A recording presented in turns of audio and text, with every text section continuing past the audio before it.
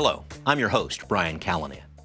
State lawmakers have just wrapped up their session in Olympia, but their answers to a multi-billion-dollar deficit problem are still raising some questions. The 2025 regular session is adjourned. Sine die. Sine die. Legislators are celebrating the end of their session with a new budget they say will fix a $16 billion shortfall projected over the next 4 years. Democrats, who hold the majority, say their package maintains core state services with some cuts and some new revenue. We achieved a balance in the budget with a combination of spending reductions and then some targeted increases in taxes. But Republicans say the Dems' tax hikes, which touch everything from the sales tax to capital gains to big businesses, will end up hurting the entire state. It's going to hit regular people and your cost of housing, fuel, gas, groceries, healthcare, all going to go up, unfortunately. Governor Ferguson, who pushed back on his party's plans for a wealth tax, says he's concerned about possible cuts in federal funding for our state and favors a more conservative approach. Appreciate the hard work of the legislature these past 100 days or so, but of course I'll be taking a close look to see what stays in the budget and what might need to come out. What's the fallout from the state budget, and which programs are getting a boost? I'll just say none of these decisions were easy. Our panel of Democrat and Republican leaders weighs in. It was a balanced budget, balanced between bad and worse. Get the state legislative lowdown next on City Inside Out.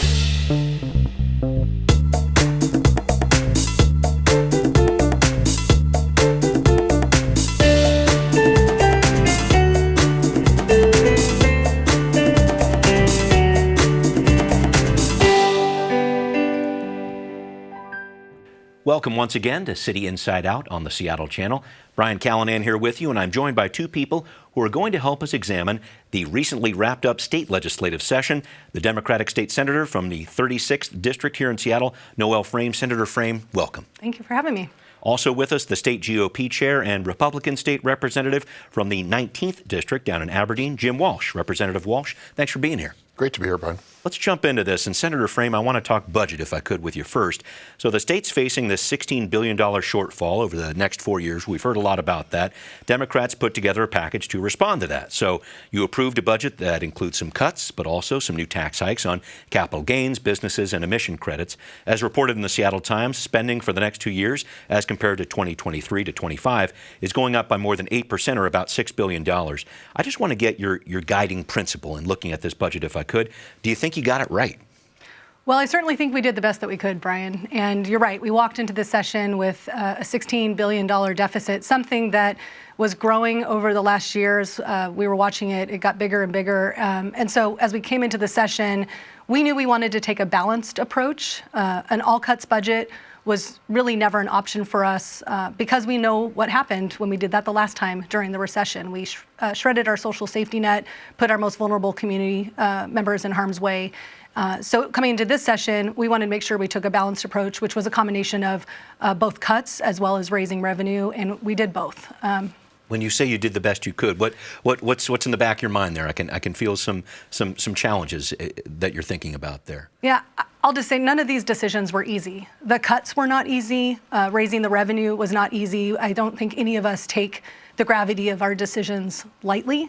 Having to roll back decisions and programs that we advocated for were very personal in many respects. Programs that we passed ourselves, things that we advocated for personally. Is there an example you can think of? Yeah, a really good example. I advocated for years to extend the right to counsel, an attorney, to children entering the foster care program, something that I started advocating for when I was a foster parent and before I was a legislator. Finally got that passed a few years ago, and it was a phased-in implementation timeline. And to put that implementation timeline on freeze for 4 years, knowing that about 20 counties, those kids in those counties aren't going to get that right to counsel on the schedule that we had planned.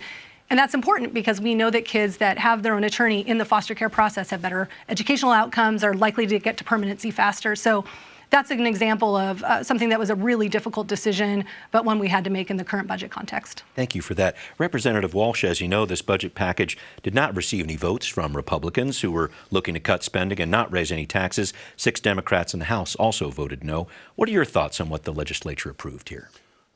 Well, Brian, we didn't advocate cuts. We didn't think cuts were necessary. Senator Frame is right. It was a balanced budget, balanced between bad and worse. The spending in the 2-year budget cycle for operating budget that's just ending was about $73 billion for 2 years. We believe strongly that if we had just held that line, kept spend, not cut anything, just held spending at the $73 billion level, we could have resolved this projected budget deficit almost completely, not quite, but almost completely. Instead, my colleagues across the aisle decided to spend more money, as you've said, about 8% more, and will plan to spend even more money in the next 2-year cycle after the one coming. So really, we're spending, when if we had just held the line at the 2023 to 2025 level, we could have resolved the deficit projection without cutting anything. Senator Frame, can you respond to this whole holding the line thing? I'm thinking you might have a response to that. What are your thoughts about that? Yeah, so we have kind of a couple different things in the budgeting process. We have a maintenance level budget, and then you have policy level decisions. And it is not, the idea of just holding the line and not having any increased spending doesn't reflect the reality that when you pass programs, they have maintenance level costs associated with them, that even if we made no additional new policy decisions, the costs are going up. Costs of inflation, costs of goods sold. If you just think about construction costs, right? If we've committed to certain construction projects, costs are going up regardless. So we could make no additional decisions and our maintenance level budget has gone up. That's where a lot of that increased need was, a lot of where that deficit was. So holding the line absolutely would have actually been cuts because we wouldn't have been able to fund the policies we had already chosen to put into law. Briefly on that one, Representative Walsh? Well, Senator Frame is being very clever. She's parsing her words. Not growing is not the same as cutting. And phasing or delaying expenditures are not cuts, especially when the programs that are being delayed, where the expenditures aren't being made, aren't in place yet. Those are not cuts. Those are delays, okay, maybe, but they're not cuts. I think when it comes to budget negotiations, this word cut, so you hear all cuts or cuts, is used strategically to cover things that aren't actually cuts. And it makes for a negotiating stance more than a practical reality of spending. It sounds like we have some different frames of mind on that one, and I want to make sure that I put the pin on that for a second, because I do want to cover some more ground here. Specifically, I wanted to talk about the wealth tax, which a lot of people were speaking about at the beginning of this session. Senator Frame, you were a prime sponsor of this, Senate Bill 5797. This measure aimed at the stocks or other intangible financial assets of Washingtonians worth more than $50 million. Governor Ferguson indicated early on he didn't really like this idea, and while the Senate did approve it, it didn't get taken up in the House and didn't pass. But there were a lot of passionate speeches. I saw you and many other lawmakers on TVW talking about this on the last day of the session. Are you planning to bring this measure back? What's going on? Oh, I will absolutely bring it back. And frankly, it's going to be the same bill. We're in the first part of a 2-year biennium. So Senate Bill 5797 will just go back and sit in the Rules Committee, ready for us to take back up when we are back in session next January. So the bill remains. And why do you think it's a good idea? So we have the second most inequitable tax code in the country, and frankly, really a relic of the past. This is the 90th anniversary of the Revenue Act that was passed in 1935. And we, unlike other states, we don't have sort of the three-legged stool in the same way that other states do. And I've spent a lot of time— property tax, sales tax, income tax. Correct. Keep going. Correct. And it creates a real structural inefficiency for us. And I've spent a lot of time thinking about, what are the drivers of modern inequality, wealth inequality, income inequality, and in sort of deep looking at our tax code. One of the things that caught my attention several years ago at this point was that while we tax real property and we tax tangible property, called personal property in our code, we just entirely exempt intangible property. And intangible property, specifically financial assets, are one of those key drivers of modern inequality. And that felt like a really appropriate place to focus some of our energy, which of course would then impact only those that have a certain amount of those assets. And again, it's just paying taxes on those assets like the rest of us already pay taxes on ours. That's the proposal. Thank you. Representative Walsh, your thoughts on the wealth tax? I've even heard some rumblings that some supporters might try to make an initiative about it this fall. Some rumblings, eh? Rumblings, yeah. It's a terrible idea, Senator Frame. The wealth tax, intangible assets are incredibly mobile. And if we jack up the taxes on intangible assets, they'll just move. Sort of like Jeff Bezos moved to Florida. Okay. There are also constitutional issues with it. Our state constitution is clear that taxes in Washington state must be uniform on all classes of assets. That includes financial investments. And if you tax citizen A at one rate and tax citizen B at a different rate, you're breaking the constitutional edict, rule, law, and a good one, that all taxes are flat. They're even, uniform on all taxpayers. That's equity. Senator Frame talks about our regressive tax structure, yet she and her colleagues keep making our regressive tax structure more regressive. That's what happened this session. I think she was trying with the wealth tax, I guess, was a piece of it. I hear what you're saying, though. And can you respond to some of these concerns? Because I think the governor might share them, just these legal concerns about the wealth tax and how it might be enacted. I think Representative Walsh has brought up a few ideas, too. Yeah, and I want to just start with the governor. I mean, the governor recognizes that we will be taken to court on this no matter what we do. And I think his point was balancing the budget on something that is likely to go to court was his concern. I've worked with the Attorney General's office, including when he was Attorney General, the entire time I've worked on this, and it is constitutionally compliant and legally defensible. Representative Walsh talked about having different rates on different members of the Washington community. It's one rate. It was 1% in the bill that was introduced. It was 0.5% in the bill that we just passed. It's one rate across all citizens.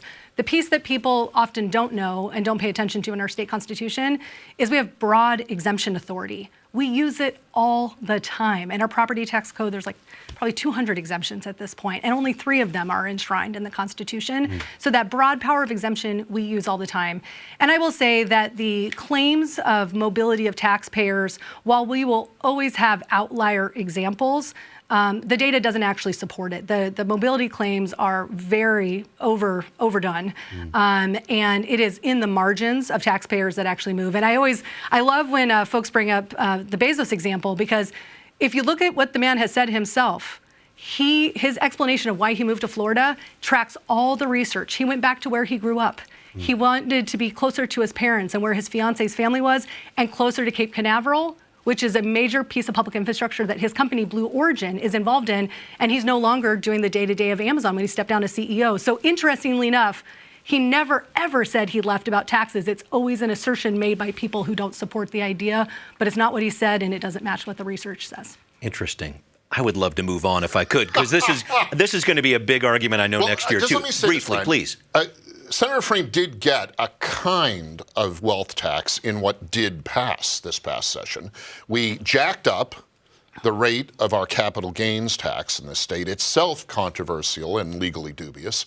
And we jacked up the Supreme Court said it was all right, but keep going. I know, they got stuff wrong before. Okay, all right. And also we jacked up our estate tax, which is highest or near highest in the country.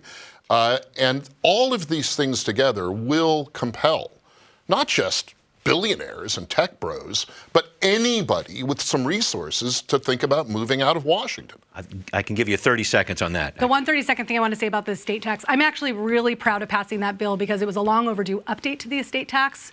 We have had small estates getting caught up in the estate tax for years because the inflator doesn't exist in law anymore. So by updating that law, we brought the threshold up to $3 million. We updated the threshold for family-owned small businesses and that exclusion, and updated that inflator so smaller estates will no longer be getting caught up in the estate tax, and it will just focus on those who really have, their states have the ability to really give back. Okay. It's a much higher rate. All right. Well, I set the date. We're going to talk about the wealth tax, I know, next year, too. But Representative Walsh, I'll go back to you. I want to talk about something the governor really wanted in this budget, $100 million to help hire and retain more police officers across the state. You've both heard it. Washington State is last in the country when it comes to officers per capita. So this money is in the budget via House Bill 2015.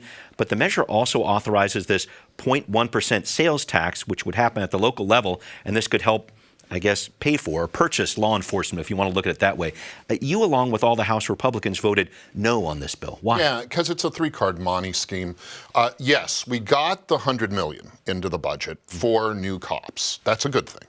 The way we're funding it is a little sketchy. As you say, it shifts some or a big chunk of that $100 million onto local jurisdictions, cities, counties, in this new section of the sales tax that they collect. So it's a little bit of a shift there. It's not the worst thing in the world, but it does detract somewhat from the new money sense of this $100 million. And if the local jurisdictions don't agree to do that, they don't get any part of that new money to hire officers. I was speaking last night with one of my constituents, the sheriff of Cowlitz County. Okay. And he's pretty upset with the lack of throughput, I would say, on the $100 million. He's not convinced it's going to translate into additional cops on the beat, in his case, deputies on the beat. Right. And he thinks it's a big promise, but not a lot of delivery. And we can do some things on our end to make sure that it does deliver better, but there's a lot of red tape wrapped around that $100 million. Senator Frame, some thoughts about this, please. Yeah, I mean, House Bill 2015, which was led by Representative Deborah Entman of Kent, really focuses on transparency and accountability, that local law enforcement agencies are frankly complying with state law. Yeah, and you were a yes vote on this, too. I was a yes vote. I mean, frankly, it's not my favorite tool in the toolbox either, to be fair.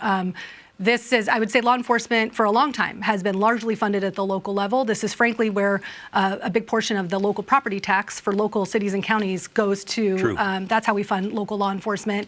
But of late, we have been spending some state resources on this. And frankly, the thing that's not getting as much of attention as it should is the work that's been happening over the last several years, led by my colleague, Senator John Lovick, former State Patrol, former Sheriff of Snohomish County. He's been on this set before, yep. Yeah, I mean, setting up these regional law enforcement academies so you don't have people from all over the state having to come to Burien, but rather being able to do training in their local communities.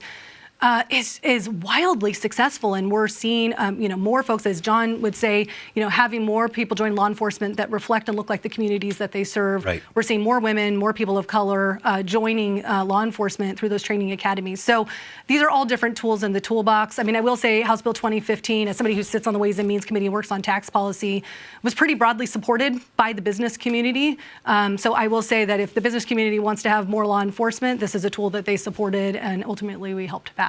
Thank you for that. I'm going to move on to what the governor was talking about here in a few days, the few days after the session ended. He has yet to approve the budget. He'll have to do so or veto it or veto parts of it via line item veto by mid-May, 20 days after the end of the session. He told TVW near the end of the session that he's especially concerned about possible cuts in federal funding. Here's a brief excerpt of what he said. 20% of our budget is federal funds, and your viewers watch every day, see news articles of cuts from the federal government on public health, Head Start programs, universities and colleges, you name it. So we need to make sure that in these coming months and years, we're doing the best we can to prepare for what's coming from D.C. and protecting our values as a state. Senator Frame, how real is the threat of those cuts? Are you preparing for that? What's going on? The threats that the federal government's going to pull funding is very real. We're seeing this right now where the president has issued an executive order to dismantle the U.S. Department of Education. The federal funds that we get under the Individuals with Disabilities Education Act for our students with disabilities, Title I funding that we get for our schools that have a majority of their students in poverty, these are critical funding sources, which is why I think all the more reason why it was important for us to make investments in public education in this budget. As we thought about our priorities as Democrats this session, upholding our paramount duty to provide an education for our children was important. And we may not all agree with new funding, but I'm proud of $500 million a year of new funding specifically for special education and the daily operating costs of schools, something that we put in this budget, which will help us hedge against any cuts that are made by the federal government. Thanks for that. Representative Walsh, some thoughts about this? There's a lot of fear-mongering about cuts from the federal government when what they're doing is reforming some bloated bureaucracies and shifting programs from one agency to another, but not cutting so far anything. Senator Frame is right. We added some money to special ed, and that's a good thing. Special ed is still not fully funded in this state. And it's the conservatives, ironically, who are arguing for spending more on special ed. A little bit of a flip on traditional stereotypes of political polarization on issues. We think that more money should be spent on special ed. And really, if we're going to talk about funding education, Senator Frame, we mucked it up with how we've rejiggered the balance in property tax levy structure. We've shifted more weight onto local levies to fund education, K-12. That competes with the local levies funding things like law enforcement. It gives the state a little breathing room and discretion in how it spends its portion of property taxes. It is effectively a backdoor property tax increase, although it's not the 1% to 3% version that was proposed. It's a different way to do it. Most troublingly, and the senator knows this, is it opens up the state to another McCleary lawsuit, which was focused specifically on the structure of property tax levies, how they compare locally and state. Remember, your property tax bill is comprised of different components. That some stay local, some go to the state. The McCleary lawsuit was all about that formula, and we've screwed it up. We've made the formula more likely to have another McCleary lawsuit. I want to make sure I allow you the chance to respond to that briefly, please. There's a lot there that I could comment on. I'll just say first and foremost, the wealth tax was dedicated to public education. So I don't think anybody can argue that I'm not a champion for fully funding our public schools. That's the whole point. Frankly, it's the reason I got into politics as a teenager, Brian, as somebody who grew up in the battleground school district that was at the time using local levies to fund basic ed because the state was not doing its part, right? So I understand inherently what Representative Walsh is speaking to, but what I will say, local levies are voter approved. They allow local communities to vote in tax increases on themselves to do enrichment. I agree, that should not be used for basic education, which is why we have got to keep moving the needle forward. But we have a long way to go on special education. I agree. I wish we could have done more this session. I'm proud of that $500 million a year. I would have loved to have seen more, which is why I proposed the wealth tax. But there's nothing about the local levy formula. That's not what McCleary was about. McCleary was just about the state doing its portion. It had nothing to do with the local levies. Sounds like another argument we're going to have next year, but here we go. We're going to have to hustle through this one. But Representative Walsh, I want to check in on House Bill 1296, which the legislature approved. This is the measure that modified the Parents' Bill of Rights initiative, I-2081, that voters approved last year. You were the author of this. Are you planning to follow through on a promise from Brian Haywood, who sponsored the initiative effort last year, to follow up with another initiative to try to restore the original language here? I know there are a lot of debates about this. Yes. Okay. Short answer is yes. Your concerns about what happened with 1296? Oh, it's hideous. House Bill 1296 was an awful, awful thing. It guts the Parents' Bill of Rights. And worse still, Brian, it bolts on to gutting the Parents' Bill of Rights, two Senate bills that had nothing to do with gutting the Parents' Bill of Rights, one of which gives the Office of the Superintendent of Public Instruction, OSPI, a position currently held by a former colleague of ours called Chris Reichtel, the power to withhold operating money from school districts. Get your head around this, Brian. The bill allows the person who's supposed to be school's biggest champion to withhold money from schools. It's horrible. All right. And a couple of other things were bolted onto it too. So it's a mess. There are likely to be lawsuits, and there will certainly be one initiative. There might be a couple. Okay, I can give you the 1-minute reply here. I know there's a lot to unpack here too. Some thoughts about what happened with 1296. Well, what happened was that we passed a law last year that was vague, and probably we said last year when we passed it, we're going to listen. for where there's confusion, where we need to clarify. And we heard that confusion and need for clarification throughout the year that followed. From school districts. From school districts, from families, and we did exactly that. I mean, the whole point, Brian, is that children have the ability to go to school and learn in an environment free from discrimination so that they can feel safe, be their true selves. And the reality is what Representative Walsh is speaking to is about school districts that engage in willful noncompliance of state law. There are resources and tools for accountability for parents and families to make sure that those school districts are following the state law. Okay, thank you for this. We need to wrap up. I'm so sorry we didn't get to talking about rent stabilization because I know that's important too. Final question though, where's Governor Ferguson going to end up on the budget? He's been a little cagey about this one. If he were sitting next to us here, well, Ferguson, what a shock. I know, the high school chess champion, you never knew. But let me know about this. Senator Frame, what would you say to him if he were sitting right next to us here? Well, we've done our job and he's got to do his, right? There we have 3 branches of government and he's one of them. And he's got a job of review. He's got a pen that he can veto. We have done the work that we can where we have to get 25 votes in the Senate and 50 votes in the House. And that reflects our values as a legislature. Now he needs to go through and reflect his as governor. Got it. Some final thoughts here. Watch the ending fund balance in the operating budget. It's about $230 million on a $79 billion 2-year expenditure. Not much of a margin there. That's your ending fund balance, your cushion at the end. If Ferguson is going to veto any of the significant tax increases, which he's indicated he might, and there are about 5 of them that are relevant to the operating budget, each of them is worth more than $230 million. So if he vetoes any of them, the ending fund balance goes into the red. That's illegal. And he will either have to cut the budget with section vetoes, or he's going to have to call a special session and have us do his dirty work for him and straighten the budget out.